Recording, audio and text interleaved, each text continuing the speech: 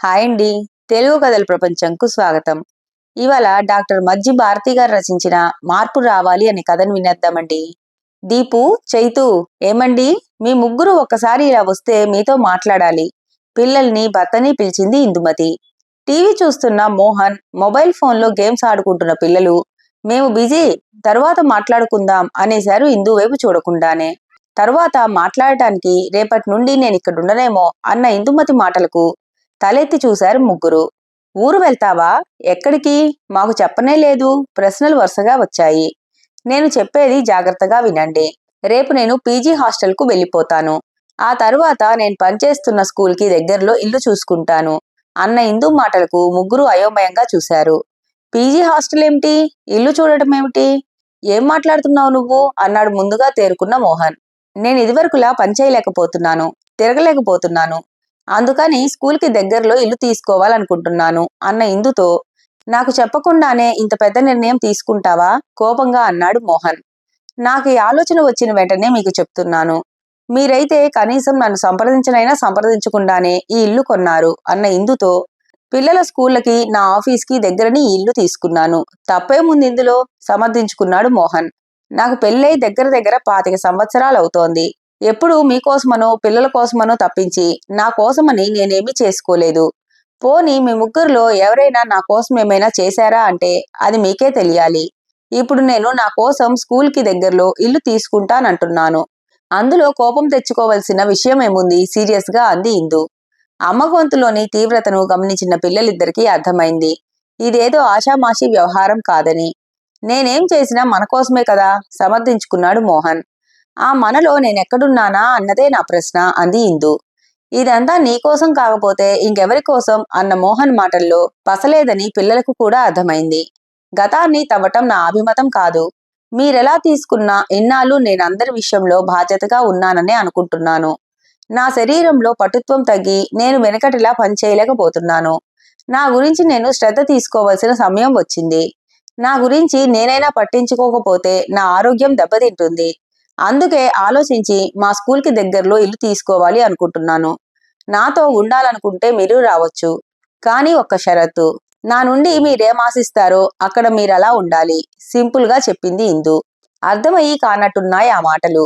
అంటే? ముగ్గురు ఒకేసారి అడిగారు. ఏముంది, తెల్లవారు లేవగానే మీకు కాఫీలో, టిఫిన్లో, క్యారేజ్ బాక్సులో ఇంకేవేవో మీ అవసరాలు నేనెలా తీర్చాలనుకుంటున్నారో మీరు అవన్నీ చేయాల్సి ఉంటుంది. ఒక్క మాటలో చెప్పాలంటే అందరం కలిసి పనిచేసుకోవాలి అక్కడ, విడమర్చి చెప్పింది ఇందు. అమ్మో, నీ అంత తొందరగా లేవటం నా వల్ల కాదు. అయినా రాత్రంతా చదువుకొని లేటుగా లేస్తాం మరి. లేటుగా లేవడాన్ని సమర్థించుకుంది దీపు. నీకలవాటైన పనులు మమ్మల్ని చెయ్యమంటే ఎలా? కాస్త విసుగ్గా అన్నాడు మోహన్. అది కాదమ్మా, మాకు అలవాటు లేని పనులు. అదీ కాక నువ్వైతే ఏ పనైనా బాగా చేస్తావు ఆలోచనగా అన్నాడు చైతన్య. చేస్తుంటే అదే అలవాటు అవుతుంది. బాధగా చిన్న నవ్వు నవ్వింది ఇందు. నా సంగతి విడిచిపెట్టు. పిల్లలు ఇంకా చిన్నవాళ్లు. వాళ్ళని విడిచి ఎలా వెళ్తావు? దీపు 3rd ఇయర్ ఇంజనీరింగ్ చేస్తోంది. చైతు తొందరలో ఇంజనీరింగ్ కాలేజీలో జాయిన్ అవుతాడు. ఇంకా వాళ్ళ వెనక ఉండి చదివించాల్సిన అవసరం లేదు. ఎలా ఉంటే మంచిదో వాళ్ళకి గ్రహింపుకొచ్చిన వయసు. అయినా నేను విడిచి వెళ్తాననలేదు కదా, మిమ్మల్ని రావచ్చంటున్నాను.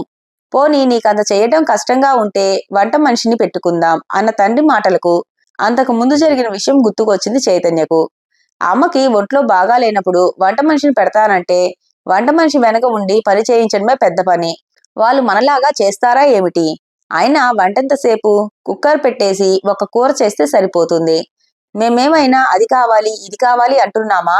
ఏది పెడితే అది తింటున్నాం కదా. డబ్బు దండగా కాకపోతే అన్న నానమ్మ ఒక్క రోజైనా కుక్కర్ పెట్టడం తను చూడలేదు. నీ వంట రుచి ఎవరికీ రాదు. అయినా నీకంత కష్టంగా ఉంటే మేం సాయం చేస్తాంలే అన్న నాన్న కనీసం కాఫీ కలుపుకోవటం కూడా తను చూడలేదు. తన క్యారేజే కాక తమందరికీ బాక్సులు కట్టి నాన్నమ్మకి టేబుల్ మీద అన్నీ సర్ది మళ్ళీ స్కూల్ నుండి వస్తూనే వంటగదిలో దూరి అందరి అవసరాలు నోరెత్తకుండా తీర్చే అమ్మ ఎంత బాధపడకపోతే ఇప్పుడు ఇలా అని ఉంటుందోనన్న ఆలోచనల్లో ఉన్న చైతన్య, ఇలాంటి ఆలోచన నీకెలా వచ్చింది? అయినా నువ్వు వెళ్ళిపోతే ఇంట్లో ఎలా? అమ్మ పెద్దది, పిల్లలు ఇంకా చిన్నవాళ్లు అన్న తండ్రి మాటలకు నమ్మలేనట్లు చూశాడు. మరి అమ్మ గురించి ఎవరు పట్టించుకుంటారు? ఒక్క రోజైనా అమ్మకెవరైనా చేశారా అంటే లేదనే సమాధానమే కనిపిస్తుంది. తనకే ఇలా అనిపిస్తే అమ్మ ఆలోచనలు తల్లి వైపు చూశాడు. కోపాన్ని, బాధని అంచుకుంటూ ఉంది అమ్మ. అది చూసిన వెంటనే నేను కూడా నీతో వస్తాను, నువ్వు రెస్ట్ తీసుకో అమ్మా అని గదిలోకి తీసుకెళ్లిపోయాడు చైతన్య. తండ్రి కూతురు మిగిలారు హాల్లో. నేనేం చేశానని మీ అమ్మ అంత బాధపడాలి? బాగానే చూసుకుంటున్నాను కదా అన్న తండ్రి మాటలకు రాత్రి తాను విన్న మాటలు గుర్తుకొచ్చాయి దీపుకి. సుశీలకు ఒంట్లో బాగోలేదట, ఇక్కడికొచ్చి రెస్ట్ తీసుకోమన్నాను అన్న నాన్న మాటలు అమ్మ ఈ నిర్ణయం తీసుకోవడానికి ప్రేరేపించాయా? నాన్నెప్పుడు అందరినీ రెస్ట్ తీసుకో అంటుంటారు. కానీ పనెవరు చేస్తున్నారు? అమ్మ తప్పించి. నువ్వు రెస్ట్ తీసుకో, మేం చూసుకుంటాం అని ఒక్కసారైనా నాన్న అమ్మతో అనడం తానెప్పుడూ వినలేదు. ఎప్పుడు నాన్నకు ఆ విషయం గ్రహింపుకు రాలేదా? మరి అమ్మకు రెస్ట్ అక్కర్లేదా? సుశీలత్తకు గర్భసంచి ఆపరేషన్ అయ్యాక ఒక్కదానివి పనంతా ఎలా చేసుకుంటావు? ఇక్కడే రెస్ట్ తీసుకో అని 3 నెలలు దాటాక వాళ్ళింటికి పంపించారు. పోని అత్తేమైనా ఉద్యోగం చేస్తుందా అంటే ఇంట్లో ఉండే మనిషే. అటువంటి అత్తకే 3 నెలలు రెస్ట్ కావాల్సి వస్తే అమ్మకు అదే ఆపరేషన్ అయి ఇంకా 2 నెలలు దాటలేదు. పెట్టిన సెలవైపోయి వారం రోజుల క్రితమే స్కూల్లో జాయిన్ అయింది. ఇంట్లో పనంతా అమ్మే చేసుకుంటుంది. అటువంటిది ఇప్పుడు సుశీలత్తను రెస్ట్ తీసుకోవడానికి రమ్మన్నానని నాన్నంటే అమ్మకి కోపం రావటంలో ఆశ్చర్యమేమీ లేదు. పోని నానమ్మ గాని అత్తగాని ఏమైనా సాయం చేస్తారా అంటే చెయ్యకపోగా అదేదో హాస్యంలా వంకర మాటలు అంటూనే ఉంటారు. వాళ్ళ సంగతి పక్కన పెడితే తానెప్పుడైనా అమ్మకి సాయం చేసిందా? చదువుకుంటున్నాం కాబట్టి అదే పెద్ద పనని తామనుకుంటారు. లేటుగా పడుకున్నాం కాబట్టి లేటుగానే లేస్తామని అమ్మతో అంది తాను. కాని అమ్మ ఎంత లేటుగా పడుకున్నా ఉదయం 5 గంటలయ్యేటప్పటికి లేచి పని మొదలు పెడుతోంది. మరి అమ్మకు నిద్ర, విశ్రాంతి అవసరం లేదా? అమ్మ పని చేస్తుంటే తామందరూ గదుల్లో దూరిపోయి ఫ్రెండ్స్తో కాలక్షేపం, కబుర్లు, వీడియో గేమ్లు. నాన్న, నానమ్మ టీవీ ముందు. అమ్మ ఎప్పుడైనా తనకి పని చెప్పబోతే ఇప్పటి నుండి దానికి పనులెందుకు చెప్తావు? రేపు పెళ్ళయ్యాక వాళ్ళింట్లో అదే చెయ్యాలి కదా అంటుంది నానమ్మ. తమ్ముడికి పని చెప్పబోతే మగపిల్లవాడికి పనులు చెప్తావా? నేనెప్పుడూ నా పిల్లలకి పనులు చెప్పలేదని నానమ్మ వెనకేసుకొస్తే అదేదో గొప్పగా అనిపించేది. కాని నానమ్మ ఉద్యోగం చెయ్యలేదు కదా. అటువంటప్పుడు నానమ్మకి అమ్మకి పోలికేమిటి? తనకెందుకు ఈ విషయం తోచలేదిన్నాళ్ళు? అమ్మకి తమ మీద ఉన్న ప్రేమని, బాధ్యతని ఆమె బలహీనతలుగా తాము అడ్వాంటేజ్ తీసుకున్నారా అంటే అవుననే సమాధానమే వచ్చింది దీపుకి. ఒక్క మనిషి పనిచేస్తూ ఉంటే తామంతా బాధ్యతారాహిత్యంగా ఉన్నారన్న భావనే దీపుకి సహించలేదు. అదే సమయంలో ఈ లోకంలో మీ అమ్మ ఒక్కతే ఇంట్లో పనిచేస్తున్నట్టు బాధపడుతుందెందుకని? ఆడవాళ్లు ఇంట్లో పనులు చేయటం ఎప్పుడూ ఉన్నదే కదా అన్న తండ్రి మాటలకు చెప్పలేనంత కోపం వచ్చింది దీపుకి. ఇంకా ఏ కాలంలో ఉన్నారు నాన్న మీరు? ఒకప్పుడు మగవాళ్లే ఉద్యోగాలు చేసేవారు, ఆడవాళ్లు ఇంట్లో పని చేసేవారు. ఇప్పుడు ఆడవాళ్లు ఉద్యోగాలు చేస్తున్నప్పుడు ఇంటి పనులు కూడా ఇద్దరూ కలిసి చేసుకోవాలి కదా. గుండెల మీద చెయ్యి వేసుకొని చెప్పండి, మీరెప్పుడైనా అమ్మకి సాయం చేశారా? మిమ్మల్ని అంటున్నాననే కాదు, ఇందులో మా తప్పు కూడా ఉంది. మేము కూడా అమ్మ గురించి ఎప్పుడూ పట్టించుకోలేదు. అమ్మ చెప్పాకైనా తన మనసుని అర్థం చేసుకోలేకపోతే నన్ను నేను క్షమించుకోలేను. నా పెళ్ళయ్యాక నేను కూడా అమ్మలాగే ఉద్యోగం చేస్తూ అందరూ కూర్చుని కబుర్లు చెప్పుకుంటూ ఉంటే ఒక్కదాన్నే పంటి బిగువున భరిస్తూ ఇంట్లో పనులు చెయ్యాలంటే నా వల్ల కాదు. అందుకే నేను కూడా అమ్మతో వెళ్తాను అనేసి గదిలోకి వెళ్ళిపోయింది. హాల్లో ఒంటరిగా మిగిలిపోయాడు మోహన్. ఇందు కుటుంబానికి ఏమీ చెయ్యలేదని తాననలేదు. అలాగని ఆమెతో పాటు బాధ్యతలను పంచుకోవాలంటే అలవాట్లేని పని.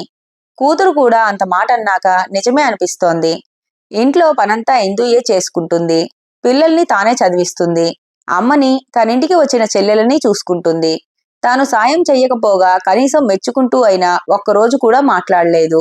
కాని ఇంట్లో భార్యలకు సాయం చేసే మగవాళ్ళను గురించి ఆడంగి వాళ్ళు అని తన తల్లి చెల్లెళ్ళు అనుకోవటము, కొన్ని పనులు ఆడవాళ్లే చెయ్యాలన్న స్నేహితుల మాటలు, ఇంటిని ఇందుయే బాగా చూసుకోగలదన్న తన నమ్మకము ఎటువైపు వెళ్లాలో తెలియటం లేదు.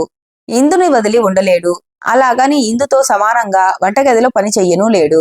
చిన్న చెల్లి దగ్గరకు వెళ్లిన అమ్మ వస్తే ఏం చెప్పాలి? భార్య నీ మాట వినేట్టు చేసుకోలేవా అని అడుగుతుంది. సమస్యకు పరిష్కారం ఏమిటో తెలియటం లేదు. తరతరాలుగా జీర్ణించుకుపోయిన మగబుద్ధి, వివేకంతో కూడిన విచక్షణల మధ్య ఇంకా ఊగిసలాడుతూనే ఉంది మోహన్ మనసు. ఇంతలో సుశీల దగ్గరుండి ఫోన్. అంత దూరం ఒక్కదానివి ఎలా వెళ్తావు? నేనొచ్చి దింపుతానన్నారాయన. అందుకే 2 రోజులు పోయాక వస్తాను అన్నది. ఏం చెయ్యాలో పాలుపోక చిన్నప్పటి తన క్లాస్మేట్, ఇందు కొలీగ్ అయిన శ్రావణి దగ్గరికి వెళ్ళాడు. ఫోన్ చెయ్యటమే కాని తాను ఇంటి నుండి వచ్చి 4 రోజులైనా తన దగ్గరికి రాలేదు మోహన్. అతని మనసులో తన విలువ ఇంతేనా? కోపం బాధల మధ్య మనసు కొట్టుకుంటోంది. అప్పుడొచ్చాడు మోహన్. మీ స్కూల్కి దగ్గరలో కొత్త అపార్ట్మెంట్ వేశారు. నీకు నచ్చితే ఒకటి తీసుకుందాం అంటూ 4 బ్రోచర్లు పట్టుకొని. నమ్మలేకపోయింది ఇందు. అపనమ్మకంగా చూస్తున్న ఇందుతో, సారీరా, నీ గురించి ఎప్పుడూ ఆలోచించలేదు. ఇక నుండి ఈ పొరపాటు జరగదు అంటూ అది హాస్టల్ అని కూడా చూడకుండా దగ్గరికి తీసుకున్నాడు. తనలో ఈ మార్పుకి కారణం శ్రావణి ఇంట్లో జరిగిన విషయం. సుశీలను రెస్ట్ తీసుకోవడానికి రమ్మన్నానని చెప్పిన వెంటనే ఆపరేషన్ అయి 6 నెలలైంది. సుశీలకు రెస్ట్ కావాలా? అదే ఆపరేషను 2 నెలల కిందటే చేయించుకుని ఉద్యోగం చేస్తున్న ఇందు మీ అందరికీ చాకరీ చెయ్యాలా? బుద్ధుండే మాట్లాడుతున్నావా? నా క్లాస్మేట్ అని చెప్పుకోవడానికి సిగ్గుపడుతున్నాను. నీతో పాటు ఇందు ఉద్యోగం చేస్తున్నప్పుడు తనతో పాటు ఇంటి బాధ్యతలను పంచుకోవాలని తెలీదా? నీ డిక్షనరీలో భార్య మనిషా కాదా? ఆమెకు విశ్రాంతి అక్కర్లేదా? ఇందు కాబట్టి ఇన్నాళ్ళు భరించింది. అదే నేనైతే ఎప్పుడో విడాకులిచ్చేద్దును. మనసులో శ్రావణి మాటలు గింగురుమంటున్నాయి. నిజమే కదా, అలవాటైన పుట్టింటికి రావడానికే ఒక్కదానివి ఎలా వెళ్తావని సుశీల వాళ్ళాయన ఆలోచిస్తూ ఉంటే, ఇంటా బయట అన్ని పనులు చేసుకుంటున్న తన భార్యను తానెంత బాగా చూసుకోవాలి? తానేం చెయ్యాలో తెలిసి వచ్చింది. మార్పు రావాలి. ఉద్యోగాలు చేస్తున్న భార్యలున్న భర్తల్లో మార్పు రావాలి. పనుల్లో ఆడా మగ తేడా చూపించకుండా ఇద్దరూ కలిసి పనిచేసుకోవాలి. ఇన్నాళ్ళు తాను చేసిన తప్పేమిటో అర్థమైంది. ఇందు బాధపడకుండా చూసుకోవాలి. తనకి పనుల్లో సాయం చెయ్యాలి. ముందొక వంట మనిషిని పెట్టుకోవాలి. ఇందుకి ఎలాంటి కష్టం కలగకుండా చూసుకోవాలి. అంతే. ఈ ఆలోచన వచ్చిన వెంటనే స్కూల్కి దగ్గరలో కొనుక్కోవటానికి ఇల్లేమున్నాయో కనుక్కొని ఇందు ముందు వాలిపోయాడు మోహన్. ఇంతటితో కథ కంచికి మనం ఇంటికి. ఈ కథ కనుక మీకు నచ్చినట్లయితే లైక్ చేసి, షేర్ చేసి, కామెంట్ చేసి మన ఛానల్కి సపోర్ట్ చేసేయండి ఫ్రెండ్స్. ఇక ఉంటానండి. By by.